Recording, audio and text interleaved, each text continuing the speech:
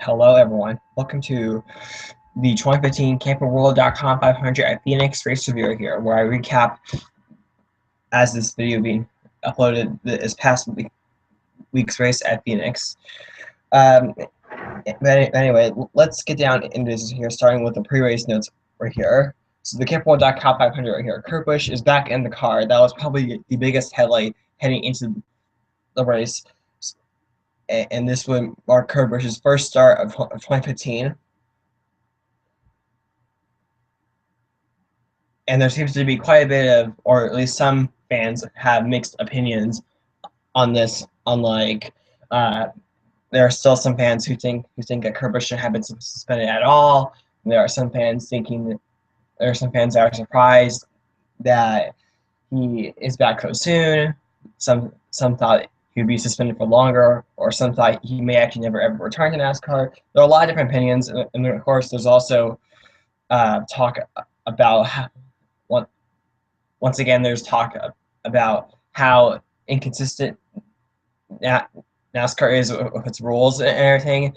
And what's kind of interesting was that last night I did see NASCAR Nixon's parts 1 and 2 of a video series titled Inconsistency.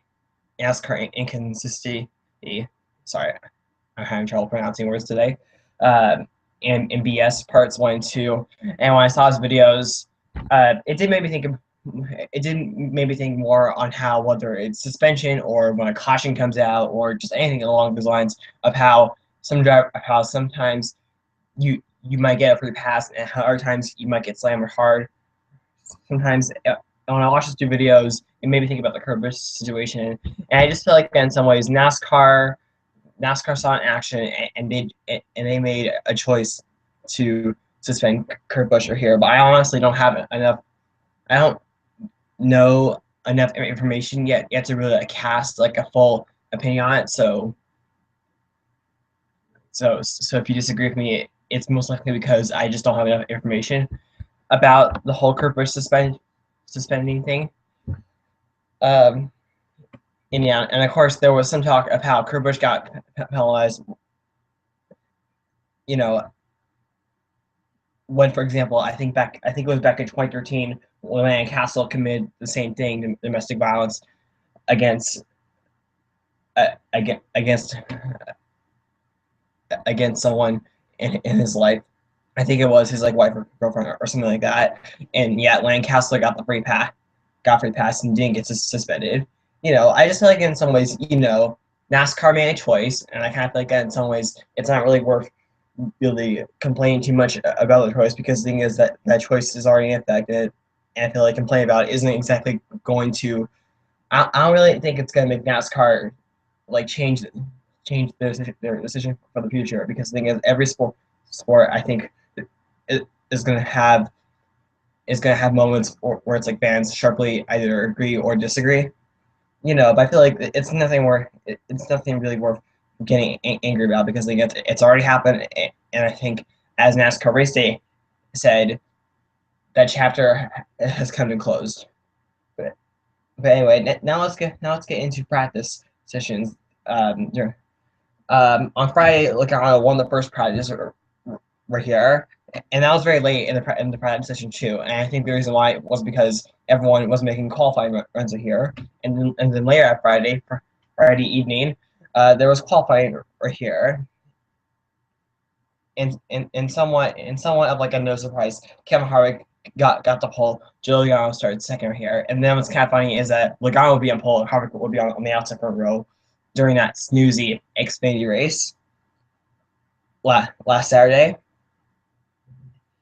And speaking of Saturday events here, then Kurt Busch won practice number 2, and then Harvick won the third practice right here. So already even before the race, we saw that Harvick's teammate Kurt Busch had very fast car here, and I think leading up to the race and in the pre-race shows, they were talking about how that at the very end of last year, when Tony Gibson became a crew chief for Kurt Busch, many people suspected that that would be a good combination, and the combination seems to be working very, very well. And I think down the road we could see Kurt Busch have quite a bit of success. And also events happen on Saturday.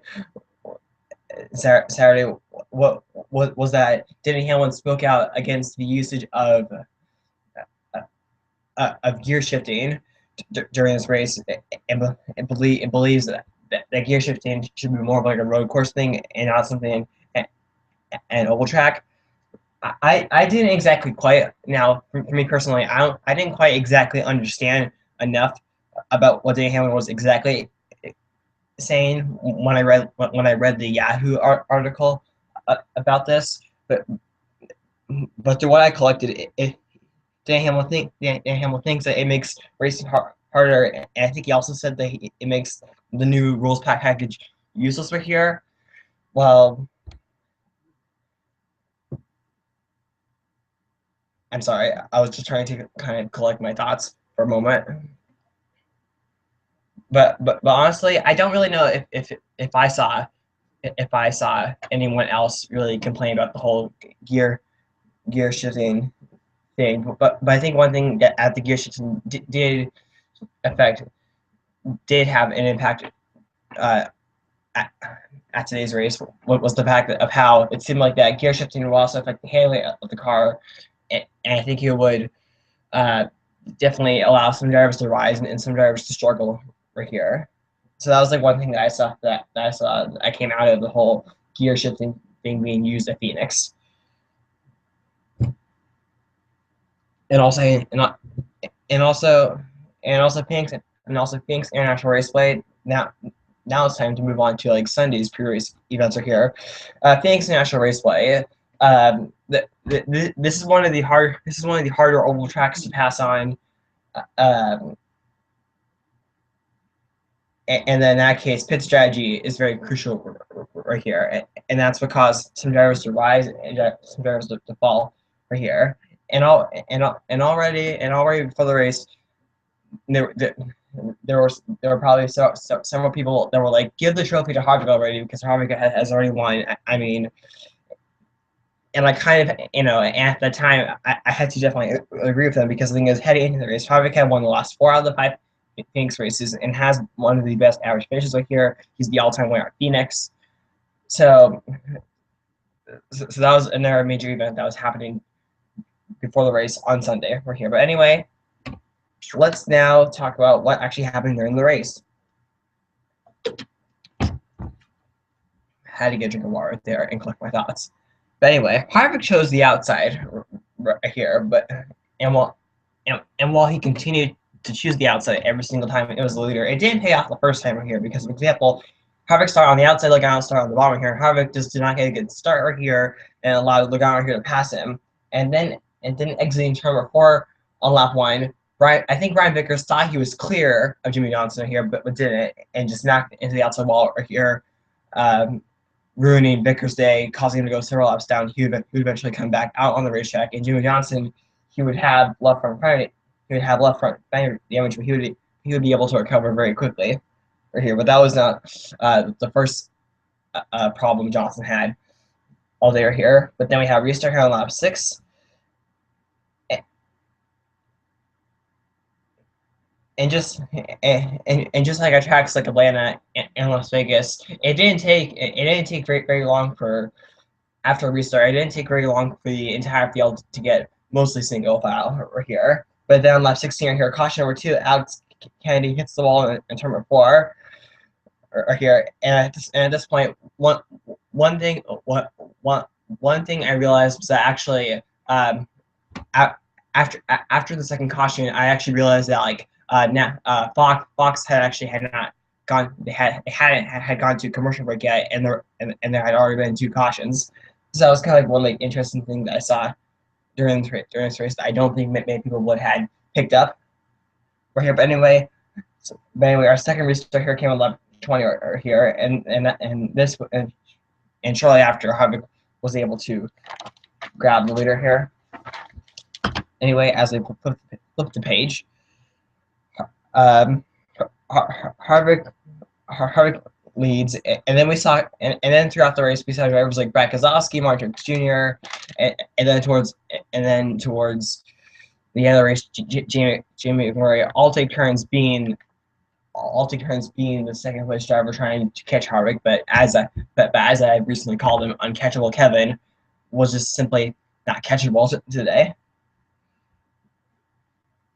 But after the whole incident with Brian Vickers, Jimmy Johnson was able to recover pretty nicely. Already being inside the top 10 by the time we got to around lap 72 right here. But just before that, we had caution number 3 right here for debris on lap 66. Pit stops happened, and speaking of lap 72, that's also when the restart happened here.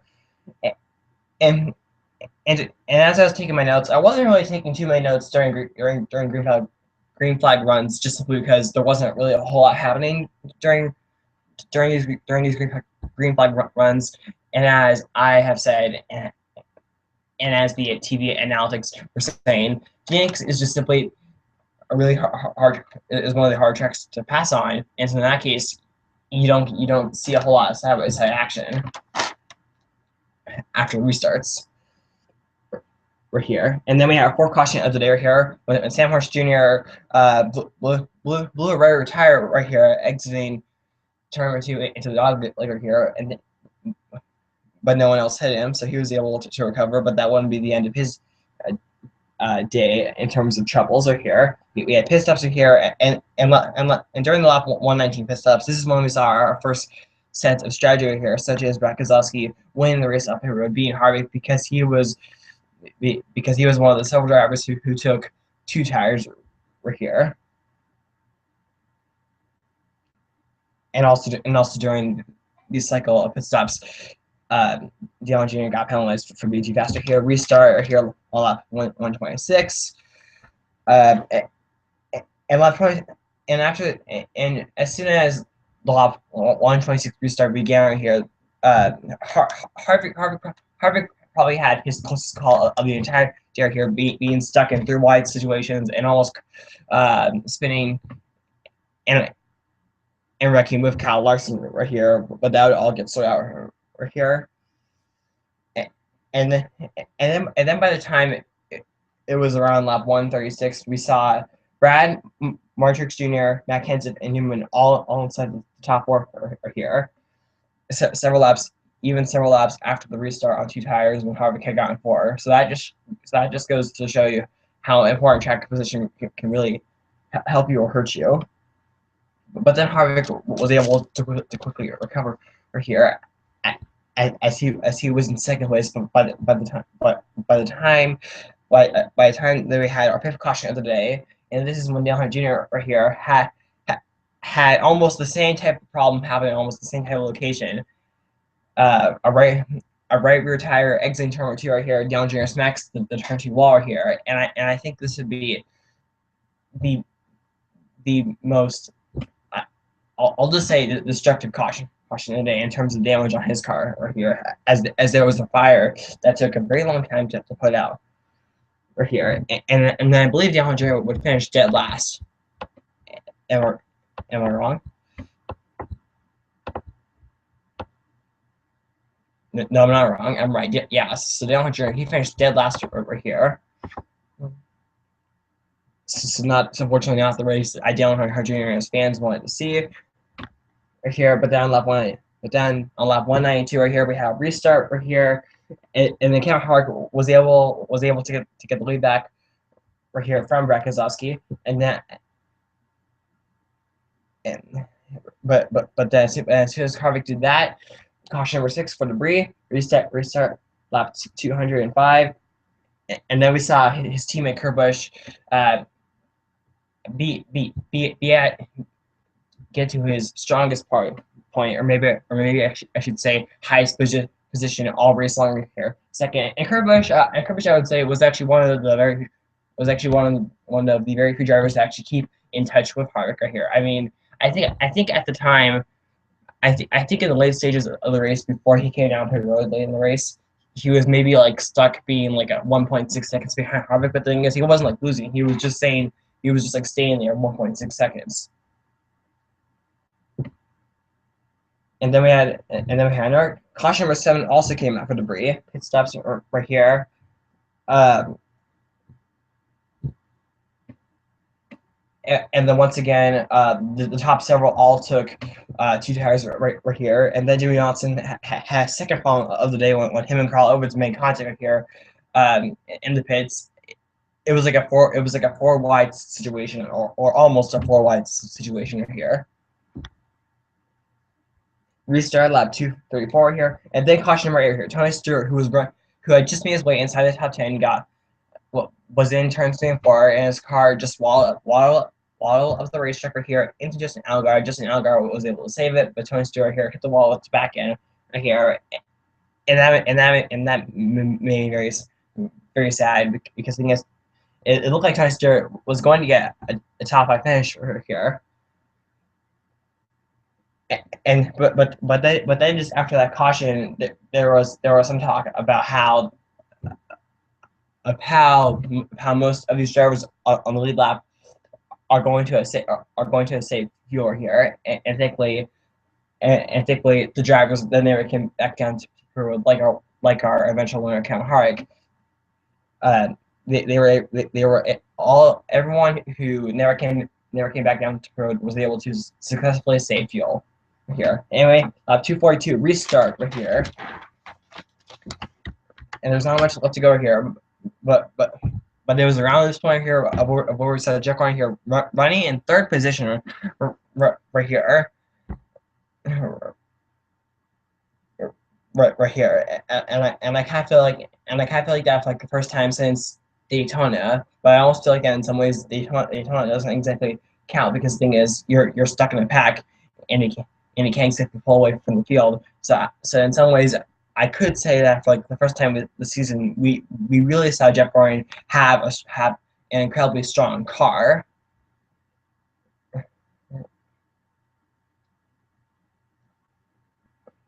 But then shortly after the restart, Kevin Harvick was able to pull away, and this was actually during the point of the race where Kurt Busch was like always like 1.6 seconds behind Harvick right here, and it would remain that way until lap 209 right here, where caution number 9, Tony Stewart hits the wall on the front stretch. He probably blew a tire because of the damage. Sam Horse Jr. also got collected as well, and that would pretty much ruin their day. Their days right here, and then lap 291 here. We had the pit stop. Some drivers came in, some other drivers stayed out here, but the top 9 all stayed out.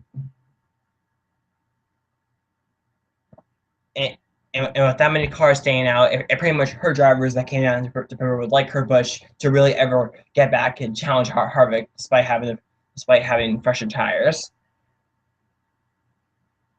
Anyway, restart here, and then there was a restart here on lap 296 here, and then we saw McLaren here, who restarted second, actually give Harvick a run for his money right here, as he was able to stay, stay right alongside or just right behind Harvick right here. But then, one lap later, lap 297 right here, caution number 10, and the final caution of the day, Nick Patrick spun in turn number 4. No one hit her, or she didn't hit anything. But anyway, as I said, that would be the last caution of the day. Gotta get to go water. Lap 201 here, the final restart of the day right here, and Kevin Harvick jammed Murray into turn number 1. James Murray actually almost cleared Harvick, but he wasn't quite to. But I felt like, nevertheless, even if McMurray was able to clear Harvick, I think Harvick just would have just simply passed McMurray a couple laps later. And like I said, that was the final restart of the day right here, and then coming to the checkered flag, Kevin Harvick right here wins the race in a dominating fashion, leading 224 laps right here. His 7th Phoenix race won, and he has now won the last 5 out of the 6 Phoenix races, and this is also his 7th straight top 2 finisher here, and that ties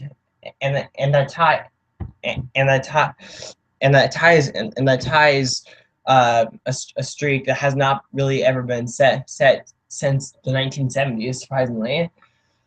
So that's kind of a cool. So that's kind of a cool thing, and also kind of an amazing thing uh, of how of how well of how before recently it's the the 1970s was the last time we ever saw drivers get so many consecutive top two finishes or here, and and just and just and just like last week, the questions came about saying who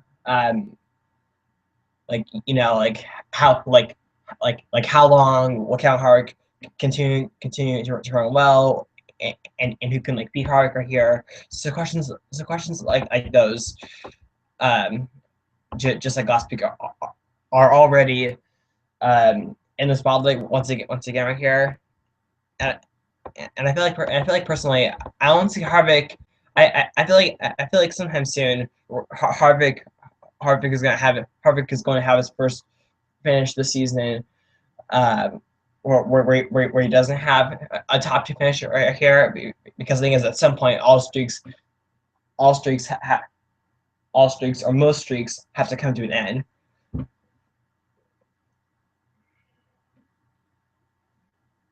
But we'll just see. But I feel like I feel like nevertheless, even even even if Harvick does not get, even if Harvick doesn't get a top two finish right here, he is still going to be he's probably still going to have a large stack of top fives and top tens going down the road this season right here, and we'll just see. But anyway, before I talk about next week right here, let me go through who finished where.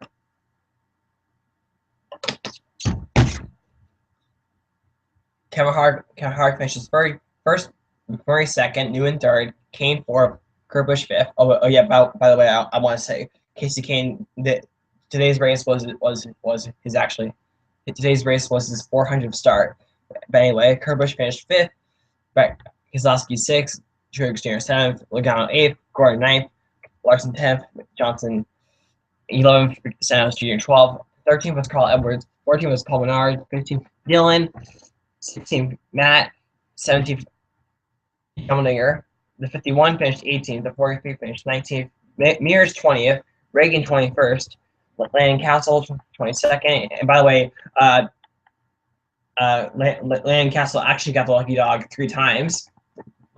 Denny Hamlin 23rd, Porter 24th, Cole Wood 25th, 26th, Danica Patrick, 27th, Greg Biffle, 28th, Trevor Bayne, 29th, David Gilman, 30th was Alex Bowman.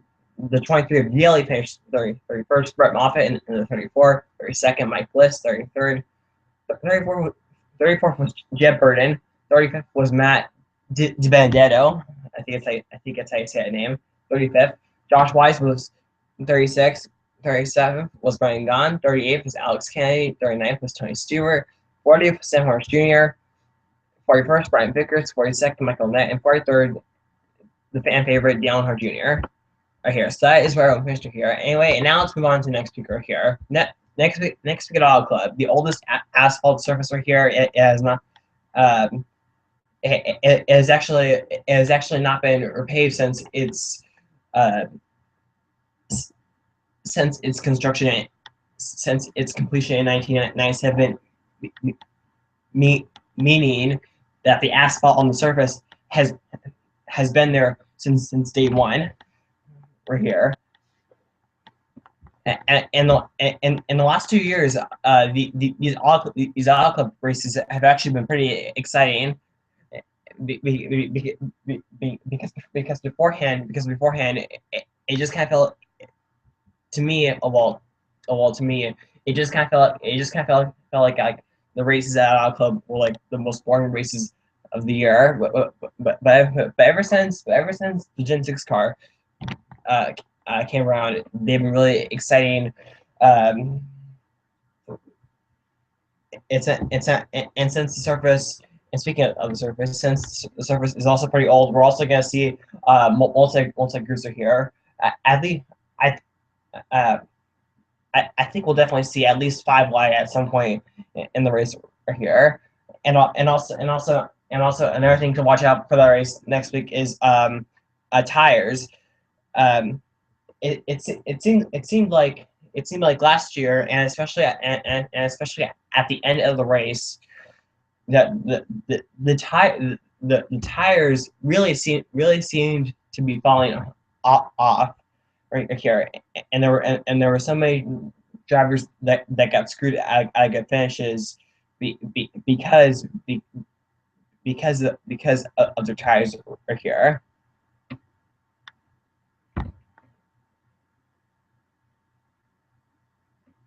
Sorry, pause. I had to kind of think about what I was going to say next right here, but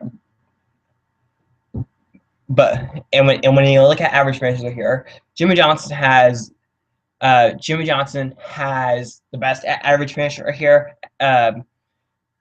History here, and actually on this website that I'm reading, it actually says that Kyle Larson has the best average finish.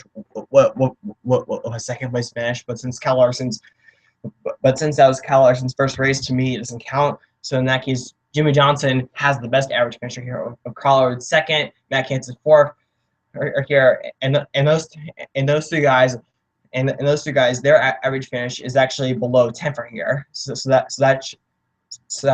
shows that they will most likely be contenders are here. Cal Busch, he has the fourth best average finisher here with about a 10th placer here, and we know he's not going to win because of his injuries. And actually, a little like NASCAR trivia.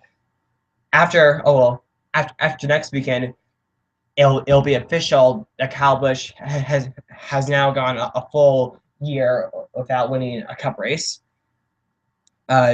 Jeff Gordon has the fifth best average finisher here. Kurt Busch sixth, Cole Boyer seventh, Tony Stewart eighth, Mark Martin ninth, but Mark Martin isn't racing anymore. So in that case, Brian Vickers will actually have the ninth spot. Casey Kane, the 10th best average finisher here, and then Kevin Harvick has the 11th best average finisher here at 16.38 or here. I think Kevin Harvick at least has like 7 or more top 10 finishes since he began racing at Auto Club in the Cup level. But the thing is, I also noticed that Kevin Harvick also has several finishes, such as last year where he finished outside the top 25 and 30. So in that case, what that means to me is that the odds of Kevin Harvick's performance next week at Auto Club will either be hit or miss. So that'll be interesting right here. But I feel like that, like, starting next week, we are I feel like starting next week we are going to see new chase. We are going to see new chase contenders right here, and I think next week we'll probably have someone other than Harvick, Logano, and Johnson winning right here. That's my feeling right here. And if I gotta pick a driver, I think Matt Kenseth. Is a good picker here. But I also feel like after like last year, where Kyle Larson almost split the weekend last year, winning that Xfinity race and then coming second last year in that Cup race. I also think that Kyle Larson is a good pick too, and obviously Harvick has a lot of momentum, so I think he'll be strong there. But the thing is, we just gotta see. It'll be very interesting to see how next week turns out at Auto Club, because the thing is, it really could either be really exciting or really boring. But we'll just see. Anyway, I think I'm gonna bring an end to that race review right here. So thank you for all watching. Be sure to rate, comment, subscribe, and bye.